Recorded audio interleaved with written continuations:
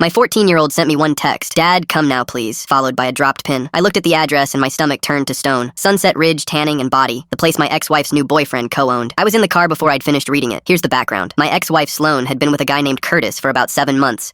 And Curtis had latched onto my daughter Maya in a way that set my teeth on edge. It started harmless, energy drinks, letting her stay up late, slipping her $20. Then Maya started coming home with acrylic nails too long to hold a pencil, with a vape I found in her backpack, with makeup that aged her 10 years. Curtis kept telling her she was basically grown, and that I was stuck in the past. 6 months ago, Maya thought tanning beds were gross and vapes were stupid. Now she was repeating Curtis word for word, calling me controlling, telling me I didn't get her generation. So when Dad Come Now Please lit up my phone from his shop after hours, I knew something had crossed a line that couldn't be uncrossed. I made the 20-minute drive in 13. I pulled into the lot at 8:50. The sign read closed, but there was light leaking from a back room. The front door was locked. I pounded on the glass. "Maya!" Nothing. I went to the side window and pressed my face to it. Couldn't see a thing. "Curtis!" I banged again, and a shadow shifted inside. Curtis appeared in the hallway. He looked right at me through the glass, dead in the eye, and instead of opening the door or waving that everything was fine, he just held my stare a second, gave this little smirk, and turned back into the room. My heart dropped through the floor. I called Maya again. Nothing. I dialed 911. My daughter's locked in a building against her will. She's 14. The dispatcher asked if there was evidence of immediate danger. She texted me to come now. "Please send someone. We'll dispatch a unit. Stay on the line." I couldn't wait. There was a row of decorative bricks edging the flower bed by the door. I picked one up. Breaking that window was a crime. I could be arrested. Then I heard it. A muffled sob from inside. Unmistakably Maya. I didn't think. I threw the brick through the glass, reached in, unlocked the deadbolt, and shoved through. Curtis came charging out of the back. "Are you insane? You just destroyed my door!" I pushed past him into the back room and froze. Maya was lying on her side on a padded table, her arm extended, and across her entire forearm was a half-finished tattoo. A sprawling tribal piece in black ink, the skin around it swollen and weeping. She was crying. A tattoo gun was still humming on the tray beside her. I made a sound I didn't recognize and scooped her up,